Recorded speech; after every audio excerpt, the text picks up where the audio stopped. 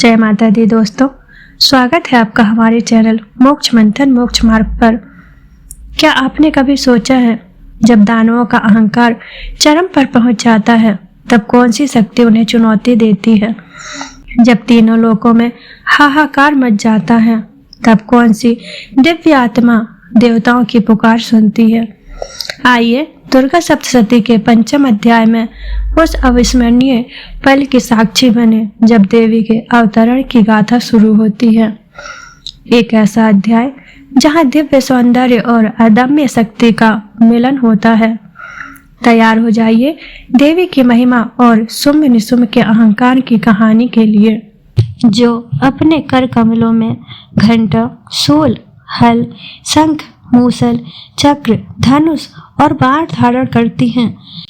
शरद ऋतु के शोभा संपत्र चंद्रमा के समान जिनकी मनोहर कांति है, जो तीनों लोकों की आधारभूता और शुंभ आदि दैत्यों का नाश करने वाली हैं, तथा गौरी के शरीर से जिनका प्रकट्य हुआ है, उन महासरस्वती देवी का मैं निरंतर भजन करती हूँ। महर्षि मेधा ने कहा, पूर्व काल में शुंभ निशुंभ नामक असुरों ने अपने बल के मद से इंद्र का त्रिलोकी का राज्य और यज्ञों के भाग छीन लिए, और वह दोनों इस प्रकार सूर्य, चंद्रमा, धर्मराज और वरुण के अधिकार भी छीनकर स्वयं ही उनका उपयोग करने लगे। वायु और अग्नि का कार्य भी वही करने लगे, और इसके पश्चात उन्होंने जिन देवताओं का राज्य छीना था उनको अपने अपने स्थान से निकाल दिया। इस तरह से अधिकार छिने हुए दैत्यों तथा दैत्यों द्वारा निकाले हुए देवता अपराजिता देवी का स्मरण करने लगे कि देवी ने हमको वर दिया था कि मैं तुम्हारी संपूर्ण विपत्तियों को नष्ट करके रक्षा करूंगी। ऐसा विचार कर सब देवता हिमालय पर गए और भगवती विष्णु माया की स्तुति करने लगे। देवताओं ने कहा, देवी को नमस्कार है, शिव को नमस्कार है, प्रकृति और भद्रा को नमस्कार है। हम लोग रौद्र, नित्या और गौरी को नमस्कार करते हैं। ज्योत्सनामयी चंद्र रूपिणी व सुख रूप देवी को निरंतर नमस्कार है। शरणागतों का कल्याण करने वाली वृद्धि और सिद्धि रूपा देवी को हम बार बार नमस्कार करते हैं। और नैऋति राजाओं की लक्ष्मी तथा सर्वाणी को नमस्कार है। दुर्गा को दुर्ग स्थलों को पार करने वाली दुर्गपारा को, सर्वकारिणी ख्याति कृष्ण और धूम्र देवी को सदैव नमस्कार है। अत्यंत सौम्य तथा अत्यंत रौद्र रूपा को हम नमस्कार करते हैं, उन्हें हमारा बारंबार प्रणाम है। जगत की आधारभूत कृति देवी को बार बार नमस्कार करते हैं। जिस देवी को प्राणी मात्र विष्णु माया कहते हैं उसको नमस्कार है। जो देवी संपूर्ण प्राणियों में चेतना कहलाती है उसको नमस्कार है। जो देवी संपूर्ण प्राणियों में बुद्धि रूप से स्थित है उसको नमस्कार है। जो देवी सब प्राणियों में निद्रा रूप से विराजमान है उसको नमस्कार है। जो देवी संपूर्ण प्राणियों में क्षुधा रूप से विराजमान है उनको नमस्कार है। जो देवी संपूर्ण प्राणियों में छाया रूप से स्थित है उनको नमस्कार है।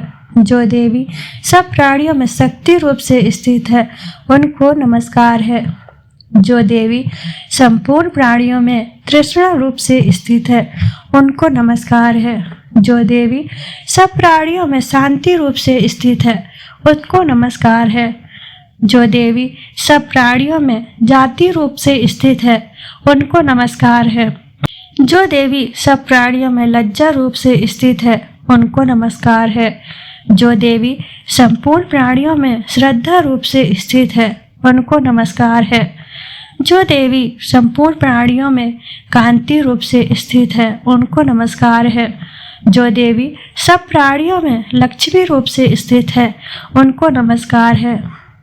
जो देवी संपूर्ण प्राणियों में वृत्ति रूप से स्थित है उसको नमस्कार है। जो देवी सब प्राणियों में स्मृति रूप से विराजमान है उनको नमस्कार है। जो देवी सब प्राणियों में दया रूप में स्थित है उनको नमस्कार है। जो देवी सब प्राणियों में तुष्टि रूप से स्थित है उनको नमस्कार है। जो देवी संपूर्ण प्राणियों में मातृ रूप से स्थित है उनको नमस्कार है। जो देवी संपूर्ण प्राणियों में भ्रांति रूप से स्थित है, उनको नमस्कार है। जो देवी संपूर्ण प्राणियों में नित्य व्याप्त रहती हैं, उनको नमस्कार है। जो देवी चैतन्य रूप से इस संपूर्ण संसार को व्याप्त करके स्थित है, उनको नमस्कार है। पूर्व काल में देवताओं ने अपने अभिष्ट फल पाने के लिए जिसकी स्तुति की है और देवराज इंद्र ने बहुत दिनों तक जिनका सेवन किया है, वह कल्याण की साधना भूता ईश्वरी हमारा कल्याण और मंगल करे तथा सारी विपत्तियों को नष्ट कर डाले। असुरों के सताए हुए हम संपूर्ण देवता उस परम परमेश्वरी को इस समय नमस्कार करते हैं तथा जो भक्ति पूर्वक स्मरण किए जाने पर तुरंत ही सब विपत्तियों को नष्ट कर देती हैं, वह जगदम्बा इस समय भी हमारा मंगल करके हमारी समस्त विपत्तियों को दूर करे। महर्षि मेधा ने कहा, हे राजन, इस प्रकार जब देवता स्तुति कर रहे थे तो उसी समय पार्वती देवी गंगा में स्नान करने के लिए आईं। तब उनके शरीर से प्रकट होकर शिवा देवी बोली, शुंभ दैत्य के द्वारा स्वर्ग से निकले हुए और निशुंभ से हारे हुए यह देवता मेरी स्तुति कर रहे हैं। पार्वती के शरीर से अंबिका निकली थी, इसलिए उसको संपूर्ण लोक में कौशिकी कहते हैं। कौशिकी के प्रकट होने के पश्चात पार्वती देवी के शरीर का रंग काला हो गया और वह हिमालय पर रहने वाली कालिका देवी के नाम से प्रसिद्ध हुई। फिर शुंभ और निशुंभ के दूत चंडमुंड वहां आए और उन्होंने परम मनोहर रूप वाली अंबिका देवी को देखा। फिर वह शुंभ के पास जाकर बोले, महाराज, एक अत्यंत सुंदर स्त्री हिमालय को प्रकाशित कर रही है।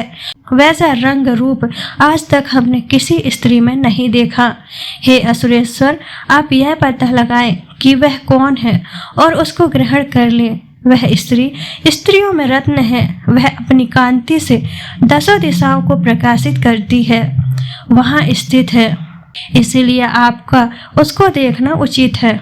हे प्रभु, तीनों लोकों के हाथी, घोड़े और मणि इत्यादि जितने रत्न हैं, वह सब इस समय आपके घर में शोभेमान। हाथियों में रत्न रूप ऐरावत हाथी, उच्च श्रेवा नामक घोड़ा तो आप इंद्र से ले आए हैं। हंसों द्वारा जुता हुआ विमान जो कि ब्रह्मा जी के पास था, अब भी आपके पास है। और ये महापद्म नामक खजाना आपने कुबेर से छीना है। समुद्र ने आपको सदा खिले हुए फूलों की किंजल केनी नामक माला दी है। वरुण का कंचन की वर्षा करने वाला छत्र आपके पास है। रथों में श्रेष्ठ प्रजापति का रथ भी आपके पास है। हे दैत्येंद्र, मृत्यु से उत्क्रांतिका नामक शक्ति भी आपने छीन ली है और वरुण का पास भी आपके भ्राता निशुंभ के अधिकार में है। और जो अग्नि में न जल सके ऐसे 2 वस्त्र भी अग्निदेव ने आपको दिए हैं। हे दैत्यराज, इस प्रकार सारी रत्न रूपी वस्तुएं आप संग्रह कर चुके हैं, तो फिर आप यह कल्याणकारी स्त्रियों में रत्न रूप अनुपम स्त्री आप क्यों नहीं ग्रहण करते? महर्षि मेधा बोले, चंडमुंड का यह वचन सुनकर शुंभ ने विचारा कि सुग्रीव को अपना दूत बनाकर देवी के पास भेजा जाए। प्रथम उसको सब कुछ समझा दिया और कहा कि वहां जाकर तुम उसको अच्छी तरह से समझाना और ऐसा उपाय करना जिससे वह प्रसन्न होकर तुरंत मेरे पास चली आए। भली प्रकार समझाकर कहना, दूत सुग्रीव पर्वत के उस रमणीय भाग में पहुंचा जहां देवी रहती थी। दूत ने कहा, हे देवी, दैत्यों का राजा शुंभ जो इस समय तीनों लोकों का स्वामी है, मैं उसका दूत हूँ और तुम्हारे पास आया हूँ। संपूर्ण देवता उसकी आज्ञा एक स्वर में मानते हैं। अब जो कुछ उसने कहला भेजा है वह सुनो। उसने कहा है, इस समय संपूर्ण त्रिलोकी मेरे वश में है और संपूर्ण यज्ञों के भाग को पृथक पृथक मैं ही लेता हूँ और तीनों लोकों में जितने श्रेष्ठ रत्न हैं वह सब मेरे पास है। देवराज इंद्र का वाहन ऐरावत मेरे पास है जो मैंने छीन लिया है उच्च श्रेवा नामक घोड़ा जो क्षीर सागर मंथन करने से प्रकट हुआ था, उसे देवताओं ने मुझे समर्पित किया है। हे सुंदरी, इनके अतिरिक्त और भी जो रत्न भूषण पदार्थ देवताओं के पास थे, वह सब मेरे पास है। हे देवी, मैं तुम्हें संसार की स्त्रियों में रत्न मानता हूँ, क्योंकि रत्नों का उपभोग करने वाला मैं ही हूँ। हे चंचल कटाओं वाली सुंदरी, अब यह मैं तुझ पर छोड़ता हूँ कि तू मेरे या मेरे भाई महापराक्रमी निशुंभ की सेवा में आ जाए। यदि तू मुझे वरेगी तो तुझे अतुल महान ऐश्वर्य की प्राप्ति होगी। अतः तुम अपनी बुद्धि से यह विचार कर मेरे पास चली आओ। महर्षि मेधा ने कहा। दूत के ऐसा कहने पर संपूर्ण जगत का कल्याण करने वाली भगवती दुर्गा मन ही मन मुस्कुराई और इस प्रकार कहने लगी।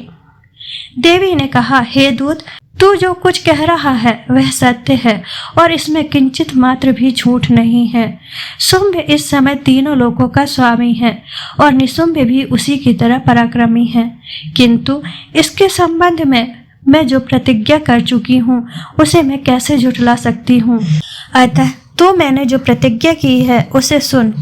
जो मुझे युद्ध में जीत लेगा और मेरे अभिमान को खंडित करेगा तथा बल में मेरे समान होगा, वही मेरा स्वामी होगा। इसीलिए शुंभ अथवा निशुंभ यहाँ आवे और युद्ध में जीतकर मुझसे विवाह कर ले। इसमें भला देर की क्या आवश्यकता है। दूत ने कहा, हे देवी, तुम अभिमान से भरी हुई हो, मेरे सामने तुम ऐसी बात ना करो। इस त्रिलोकी में मुझे तो ऐसा कोई दिखाई नहीं देता कि जो शुंभ और निशुंभ के सामने ठहर सके। हे देवी, जब अन्य देवताओं में से कोई शुंभ व निशुंभ के सामने युद्ध में ठहर नहीं सकता, तो तुम जैसी स्त्री उनके सामने रणभूमि में कैसे ठहर सकोगी। जिन शुंभ आदि असुरों के सामने इंद्र आदि देवता नहीं ठहर सके, तो फिर तुम अकेली स्त्री उनके सामने कैसे ठहर सकोगी। अतः तुम मेरा कहना मानकर उनके पास चली जाओ, नहीं तो वह जब तुम्हें केस पकड़कर घसीटते हुए ले जाएंगे तो तुम्हारा गौरव नष्ट हो जाएगा। इसलिए मेरी बात मान लो। देवी ने कहा, जो कुछ तुमने कहा ठीक है। शुंभ और निशुंभ बड़े बलवान हैं, लेकिन मैं क्या कर सकती हूँ, क्योंकि मैं बिना विचारे प्रतिज्ञा कर चुकी हूँ। इसलिए तुम जाओ और मैंने जो कुछ कहा है वह सब आदर पूर्वक असुरेंद्र से कह दो। इसके पश्चात जो वह उचित समझे करे। इस प्रकार श्री मार्कंडेय पुराण में सवर्णिक मनवंतर की कथा के अंतर्गत देवी महात्म्य में देवी दूत संवाद नामक 5वां अध्याय पूरा हुआ। तो देखा आपने कैसे देवताओं की स्तुति ने माँ भगवती को प्रकट किया और कैसे शुंभ निशुंभ के दूतों ने देवी के सौंदर्य की गाथा सुनाई। यह अध्याय हमें बताता है कि धर्म की रक्षा के लिए शक्ति का जागरण कितना आवश्यक है। अगला अध्याय और भी रोमांचक होने वाला है, जहाँ हम देखेंगे कि कैसे देवी दानवों के चुनौती भरे प्रस्ताव पर अपना निर्णय सुनाती है और युद्ध की नींव रखी जाती है। बने रहिए हमारे साथ दुर्गा सप्तशती के अगले अध्याय की दिव्य यात्रा के लिए। जय माता दी। पंचम अध्याय में हमने देखा कैसे शुंभ ने दूत देवी को अपने स्वामी से विवाह करने का प्रस्ताव देते हैं, लेकिन क्या देवी उस प्रस्ताव को स्वीकार करेंगी या उनकी दिव्य शक्ति दानवों के अहंकार को कुचलने के लिए तैयार है।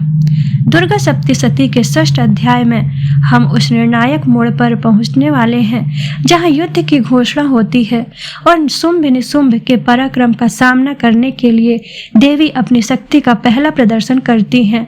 तैयार हो जाइए युद्ध के पहले प्रचंड गर्जन के लिए। 6ठा अध्याय धूम्रलोचन वध। मैं सर्वेश्वर भैरव के अंग में निवास करने वाली परम उत्कृष्ट पद्मावती देवी का चिंतन करती हूँ। वे नागराज के आसन पर बैठी हैं। नागों के फणों में सुशोभित होने वाली मणियों की विशाल माला से उनकी देह लता सुशोभित हो रही है। सूर्य के समान उनका तेज है। 3 नेत्र उनकी शोभा बढ़ा रही हैं। वे हाथों में माला, कुंभ, कपाल और कमल लिए हुए हैं तथा उनके मस्तक में अर्धचंद्रिका मुकुट सुशोभित है। महर्षि मेधा ने कहा, देवी की बात सुनकर दूत क्रोध में भरा हुआ वहां से असुरेंद्र के पास पहुंचा और सारा वृतांत उसे कह सुनाया। दूत की बात सुनकर असुरेंद्र को क्रोध की सीमा न रही और उसने अपने सेनापति धूम्रलोचन से कहा, धूम्रलोचन, तुम अपनी सेना सहित शीघ्र वहां जाओ और उस दुष्टा के केसों को पकड़कर उसे घसीटते हुए यहाँ ले आओ। यदि उसकी रक्षा के लिए कोई दूसरा खड़ा हो, चाहे वह देवता, यक्ष अथवा गंधर्व ही क्यों न हो, उसको तुम अवश्य मार डालना। महर्षि मेधा ने कहा। सुम्य के इस प्रकार आज्ञा देने पर धूम्रलोचन 60,000 राक्षसों की सेना को साथ लेकर वहां पहुंचा और देवी को देख ललकार कर कहने लगा, अरे तू अभी शुंभ और निशुंभ के पास चल। यदि तू प्रसन्नता पूर्वक मेरे साथ न चलेगी तो मैं तेरे केसों को पकड़ घसीटता हुआ तुझे लेके चलूंगा। देवी बोली, असुरेंद्र का भेजा हुआ तेरे जैसे बलवान यदि बलपूर्वक मुझे ले जावेगा तो ऐसी दशा में मैं तुम्हारा कर ही क्या सकती हूँ। महर्षि मेधा ने कहा। ऐसा कहने पर धूम्रलोचन उसकी ओर लपका, किंतु देवी ने उसे अपनी हुंकार से ही भस्म कर डाला। यह देखकर असुर सेना क्रोध होकर देवी की ओर बढ़ी, परंतु अंबिका ने उन पर तीखे बाणों, शक्तियां तथा फरसों की वर्षा आरंभ कर दी। इतने में देवी का वाहन भी अपनी ग्रीवा के बालों को झटकता हुआ और बड़ा भारी शब्द करता हुआ असुर सेना में कूद पड़ा। उसने कई असुर अपने पंजों से, कई अपने जबड़ों से और कई को धरती पर पटक कर अपनी दाढ़ी से घायल करके मार डाला। उसने कई असुरों के अपने नखों से पेट फाड़ डाले और कई असुरों को तो केवल थप्पड़ मारकर सिर धड़ से अलग कर दिया। कई असुरों की भुजाएं और सिर तोड़ डाले और गर्दन के बालों को हिलाते हुए उसने कई असुरों को तो पकड़कर उनके पेट फाड़कर उनका रक्त पी डाला। इस प्रकार देवी के उस महाबलवान सिंह ने क्षण भर में असुर सेना को समाप्त कर दिया। सुम्य ने जब यह सुना कि देवी ने धूम्रलोचन असुर को मार डाला है और उसके सिंह ने सारी सेना का संहार कर डाला है, तब उसको बड़ा क्रोध आया। उसके मारे क्रोध के होंठ फड़फड़ाने लगे और उसने चंड और मुंड नामक महाअसुरों को आज्ञा दी, हे चंड, हे मुंड, तुम अपने साथ एक बड़ी सेना लेकर वहां जाओ और उस देवी के बाल पकड़कर उसे बांधकर तुरंत यहाँ ले आओ।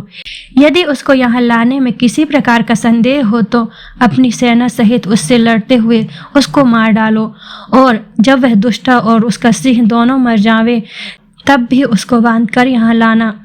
इस प्रकार श्री मार्कंडेय पुराण में सवर्णिक मनवंतर की कथा के अंतर्गत देवी महात्म्य में धूम्रलोचन वध नामक 6वां अध्याय पूरा हुआ।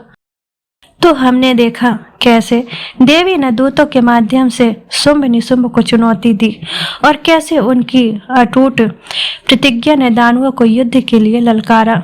6 अध्याय में दानवों का दम्भ चरम पर पहुंच जाता है और देवी उन्हें उचित प्रत्युत्तर देती है। अगला अध्याय महायुद्ध की शुरुआत का साक्षी बनेगा, जहां देवी अपनी प्रचंड शक्ति से दानवों का संहार करती है।